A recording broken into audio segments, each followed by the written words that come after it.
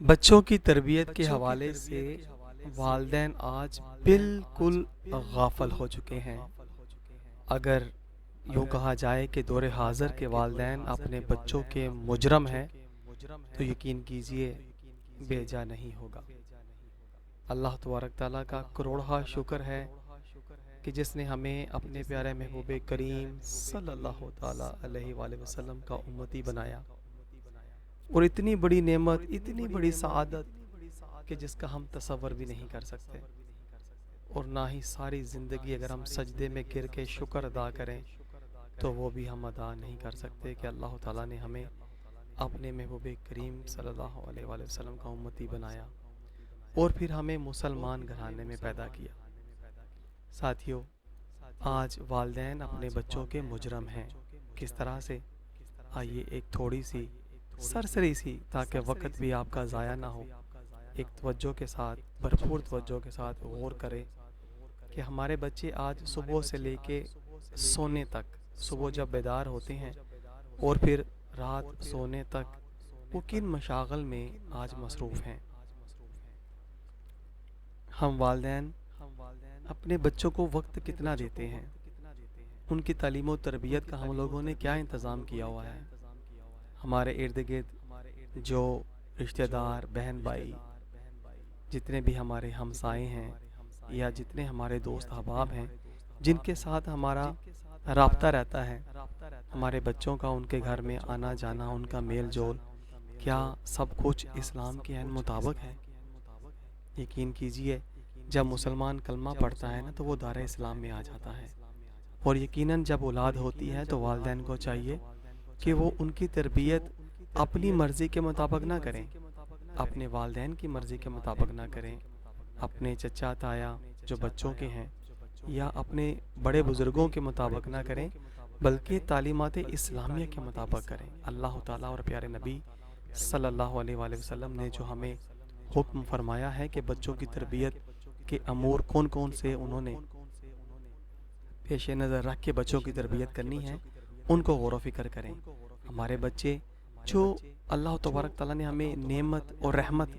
کے طور پر سبحان اللہ تعالیٰ ہمیں عطا فرمائے ہیں، کہ ہم اپنے بچوں کی تربیت اسلام کے عین مطابق کر رہے ہیں؟ اگر نہیں کر رہے تو یقین کیجئے والدین مجرم ہیں اپنے بچوں کے۔ کیوں؟ وہ اس وجہ سے کہ اگر وہ دن رات ایک کر کے محنت مزدوری کر کے صبح سے شام تک وہ پیسہ کمانے میں اگر مگن ہیں، اور بچے ان کے بالکل تعلیمات اسلامیہ کے نور سے محروم ہیں، تو پھر ان کی محنت کرنا، ان کا دن رات ایک کر کے پیسہ اکٹھا کرنا، سہولیات دینا اپنے بچوں کو، اس کا قطعی کوئی فائدہ نہیں، کیونکہ جب بچوں کے اندر اسلام ہی معجزہ نہیں ہو سکا، وہ اسلامی تعلیمات کے شعار سے ہی خود کو روشن نہیں کر سکے، تو پھر ان کی سہولیات ان کو دینا اور ان کے لیے دن رات ایک کرنا، محنت کرنا، اور ان کے ہر سہولیات کو پیش نظر رکھتے ہوئے ان کی ہر خواہش کو پورا کرتے چلے جانا، یہ تو حکم کہیں بھی نہیں ملا۔ ہاں، سب سے پہلے اپنے بچوں کو دین کی تعلیمات سے روشن کریں، جو اللہ اور اللہ کے نبی کے احکامات ہیں ان کے مطابق ان کی پرورش کریں، اور علماء سے رابطہ کریں کہ اللہ رب العزت نے ہمیں بیٹے جیسی رحمت سے نوازا، اور بیٹی جو کہ رحمت ہوتی ہے اور بیٹا نعمت ہوتا ہے، جب یہ اللہ تعالیٰ ہمیں عطا فرماتے ہیں تو پھر ہمیں ان کی تربیت کس طرح سے کرنی ہے، اس کو ضرور ہمیں پیش نظر رکھنا ہے۔ اگر ہم نہیں رکھیں گے، دن رات صرف دنیا کی مگن، دنیا کی تعلیم و تربیت اور دنیا کی ہوس میں ہی پڑے رہیں گے تو پھر کچھ فائدہ نہیں ہوگا۔ فی زمانہ آج دیکھیں جس قدر مہنگائی بڑھتی چلی جا رہی ہے، اور پیش نظر بچوں کو ہم جو چیز دینا چاہیے، ان کے تقاضے، ان کی ہم مانگی کروانے کے لیے معیار زندگی ہم کیا دے رہے ہیں؟ صرف دنیا کی محبت، صبح سے لے کے شام تک دنیا کے لیے مارے مارے پھرنا، اور ان کی خواہشات، اور ان کے لیے نت نئے کپڑے، اور ان کے آرام اور سکون کے لیے بھاگے بھاگے پھرنا بالکل اچھی بات ہے، مگر کیا وہ بچے ہمارے مسلمان بھی ہیں یا صرف کلمہ گو مسلمان ہیں جس طرح ہم مسلمان ہیں؟ اگر ہم اپنے بچوں کو صبح سے شام تک کے ان کے امور زندگی کو ہم مشاہدہ کریں تو یقین کیجئے ہم صرف اور صرف اپنے بچوں کو فرنگی تہذیب، فرنگی تعلیم، فرنگی وضاقتہ اور فرنگی فکر و عمل کا پتلا بنا رہے ہیں، اس کے علاوہ ہم کچھ بھی نہیں کر رہے۔ ہمارے بچے زیادہ تک آج موبائل، انٹرنیٹ، ٹیلی ویژن اور میڈیا سے جڑی ہر چیزوں کے اوپر اتنا وقت ضائع کر رہے ہیں کہ خدا کی قسم یہ وقت واپس نہیں ملے گا، یہ واپس نہیں آئے گا۔ ہماری عملی زندگی میں ناکامی سے ہم لوگ اگر دوچار ہوتے چلے جا رہے ہیں تو اس کی وجہ یہی ہے کہ ہم لوگ مسلمان ہوتے ہوئے اپنے اسلام کی تعلیمات سے منہ موڑ کے دوسری طرف کافروں کی تعلیم کے ساتھ اپنے آپ کو جوڑتے چلے جا رہے ہیں، اور یہ بہت بڑی ہلاکت کا سامان ہے جسے ہم خود ہی اپنے بچوں کے اندر راسخ کرتے چلے جا رہے ہیں۔ ساتھیوں، آپ نے یقیناً سن رکھا ہوگا کہ مالی جب ایک ننھا سا پودا لگاتا ہے تو اس کے ساتھ ایک چھڑی باندھ دیتا ہے، وہ اس لیے کہ یہ ننھا سا پودا اس چھڑی کی مدد سے سیدھا پروان چڑھے اور مضبوط ہو جائے، اور اس کے اوپر جو موسم کے اثرات ہیں، آندھی طوفان بارش، وہ اثر انداز نہ ہوں اور یہ پروان چڑھتا چلا جائے، اور پھر انشاءاللہ تعالی وہ جیسے جیسے اس کو گندی جڑی بوٹیوں سے بچاتا ہے، اس کی آبیاری کرتا ہے، اس کی گوڈی کرتا ہے، اس کو پانی دیتا ہے، اس کو کھاد دیتا ہے، تو وہ آہستہ آہستہ تناور درخت بن جاتا ہے اور پھر وہ پھل اور پھول دیتا ہے۔ تو یہی وجہ ہے کہ آج ہم اپنے بچوں کو، جو کہ حضرت علی رضی اللہ تعالیٰ عنہ کا ایک قول مبارک ہے کہ اپنے بچوں کی تربیت بچپن میں کیجئے، وہ بالکل ایسے ہی ہے جیسے مٹی پہ لکھنا، اور اگر وہ جوانی میں تربیت کریں گے تو وہ پھر کبھی بھی نہیں سمجھیں گے، ان کا ایسے ہی ہے جیسے پانی پہ لکھنا۔ تو یہ ضرورت آج اسی امر کی ہے کہ ہم اپنے بچوں کو دین کی تعلیم سے جوڑیں، سب سے پہلے دین، باقی سب کچھ بعد میں۔ آپ اپنے بچوں کو دین سکھا دیجئے، دین میں کمی ہے ہی نہیں، باقی سب کچھ اسے دین سکھا دے گا۔ جب ہمارے بچوں کو دین ہی نہیں سکھاتے، صبح سے لے کے شام تک خود چھوڑ کے آ رہے ہیں، بھاگ رہے ہیں، دوڑ رہے ہیں، چھٹی کے وقت لے کے آ رہے ہیں، ایک عجیب سی اذیت میں ہم لوگ مبتلا ہیں، مگر کبھی غور کیا کہ یہ تعلیم جو ہم اتنی محنت اور اتنی مشقت کر رہے ہیں، اس تعلیم کے اثرات کیا ہیں؟ کہ ہمارا بچہ انگریز تو نہیں بن رہا، کافروں کی تعلیمات، ان کے نظام کا محافظ تو نہیں بن رہا۔ غور کیجئے، ہم نے ایک دن دنیا چھوڑنی ہے، ہمارے بچے ہماری آئندہ آنے والی نسلوں کے معمار ہیں، اور انہوں نے آگے جا کر کے اپنے جتنے بھی ضروریات زندگی کو یکجا کر کے زندگی بسر کرنی ہے، اپنے گھر والوں کو، بہن بھائیوں کو ساتھ لے کر چلنا ہے۔ اگر وہ اسلام دین کے مطابق نہیں ہوگا تو سب کچھ ہلاکت کا سامان بن جائے گا۔ ساتھیوں، بہت زیادہ ضرورت ہے، بہت، جی ہاں، بہت زیادہ ضرورت ہے۔ ہر بچہ فطرت اسلام پر پیدا ہوتا ہے، پھر اس کی شخصیت، اندرونی اور بیرونی عوامل، والدین، تعلیم و تربیت، سازگار ماحول اور افراد معاشرہ سے مل کر تشکیل پانے والا جب بچہ ہمارا معاشرے کا حصہ بنتا ہے تو وہ اپنی ذات میں ایک مکمل انسان بنتا ہے۔ ان عوامل میں سب سے پہلے والدین کا کردار بچے کی شخصیت کو بہت زیادہ متاثر کرتا ہے، لہٰذا والدین پر یہ کڑی ذمہ داری عائد ہوتی ہے کہ وہ اس کی دینی، جی ہاں، سب سے پہلے دینی اور اس کے بعد دنیاوی لحاظ سے تربیت اس نہج پر کرنے کی ضرورت ہے کہ اسے اپنے فطرت پر قائم رہے، اور اسے ہر لحاظ سے بچے کو پیدائش سے لے کر کے اس کے لڑک پن تک، یعنی کہ بلوغت تک پہنچنے سے پہلے اس کو ایک سازگار ماحول فراہم کرے،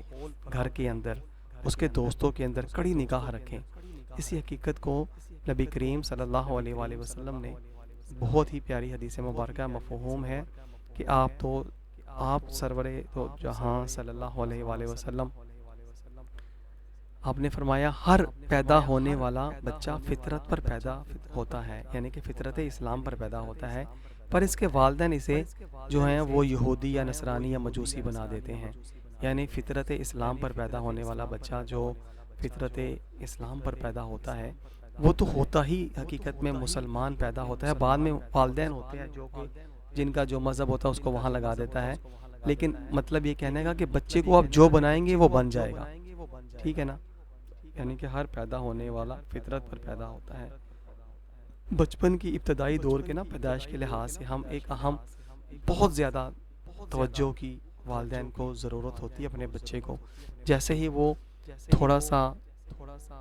بڑا ہوتا ہے تو پھر آہستہ آہستہ جو ماحول ہوتا ہے وہ اس پہ اثر انداز ہونا شروع ہو جاتا ہے، تو اس لیے والدین کا اپنا ایک رول ماڈل ہوتا ہے۔ پھر انہوں نے اپنے بچے کو جن سے پڑھانا ہے وہ اساتذہ وہ جو استاد محترم ہے اس کا کردار کس طرح کا ہونا چاہیے. تو اس وجہ سے یہ ساری چیزیں آپس میں جڑی ہوئی ہیں. اگر ہم اپنے بچوں کو دین کی تعلیم سے، تعلیمات اسلامی کے نور سے روشن نہیں کریں گے تو وہ جتنا مرضی پڑ جائے وہ گپ اندھیرا ہی ہے. بجلی کی تاریں، سوئچ بورڈ، برقی آلات، آتش کی مواد، کانچ، ہر چیز سے ہم لوگ اپنے بچوں کو بچاتے ہیں. تو کہ ہمیں فکر نہیں کہ ہمارے بچے نے یہ دنیا جو کہ فانی دنیا ہے، عارضی دنیا ہے، اس کی طرف اس کی توجہ دلوائیں، اور جو ابدی زندگی ہے، جو ہمارا مستقل گھر ہے، جہاں پر ہم نے اصل ہماری جہاں پر سکونت ہے وہ جنت الفردوس، اس کو پیش نظر رکھ کے اسے فوکس کر کے اپنے بچوں کی تعلیم و تربیت کا ہم لوگ جو ہے اس کا تمام امور کو ہم لوگ احاطہ کرتے ہوئے اس کو دن رات اسی فوکس کی طرف، تاکہ ہمارا بچہ معاشرے کا ایک بہترین فرد ثابت ہو. بچوں کو کبھی بھی آپ تنہائی میں نہ چھوڑیں. بچوں کو کبھی بھی آپ ان لوگوں کے پاس نہ چھوڑیں کہ جن کی صحبت اور جن کی تربیت سے وہ غافل ہو کر کے غفلت والے لوگوں میں شامل نہ ہو جائیں. تو یہ بہت ساری چیزیں ہیں جو اپنے بچوں کے اندر ہم نے راسخ کرنی ہے، اور اس کا صرف اور صرف حال یہی ہے کہ ہم آقا دو جہاں صلی اللہ علیہ وآلہ وسلم کی تعلیمات سے اپنے بچوں کو جوڑیں، اور صحابہ کرام، بزرگان دین، ان کی تعلیمات ہمارے لیے مشل راہ ہیں. جب تک ہم اپنے بچوں کو دین کی تعلیم سے نہیں جوڑیں گے تو یہ سکول، کالج، یونیورسٹیاں یہ تو کافروں نے کھولے ہی مسلمانوں تک ان کے اندر سے اسلام کو نکالنے کے لیے ہے. آج معاشرہ کھلی کتاب ہے، مجھے کچھ بھی کہنے کی ضرورت نہیں. ہم اپنے بچے اور بچیوں کے حالات، ان کی وضاحت اور ان کے امور زندگی انجام دے رہے ہیں. ذرا ایک نگاہ دوڑائیں تو یقین کیجئے ہمارا سارے شرم سے جھک جاتا ہے کہ کیا ہم واقعی ایک مسلمان معاشرے میں ہیں، یا ایک فرنگی تہذیب اور ان کے جو تسلط کے اندر آج ہم آ چکے ہیں. ہمارا ہر بچہ انگریز بنتا چلا جا رہا ہے، اور بچی ہماری دین سے محروم ہو کر کے شرم و حیا سے بیزار ہوتی چلی جا رہی ہے، اور ہر طرف ایک بے روی اور نفسا نفسی کا عالم ہے. دنیا کی محبت میں ہم لوگ اس قدر اندھے ہو چکے ہیں کہ ہمیں آخرت کی جو اصل ہماری منزل ہے، جو اصل ہماری اماج گاہ ہے، وہ ہم اپنا اسے فوکس ہی نہیں کر پا رہے.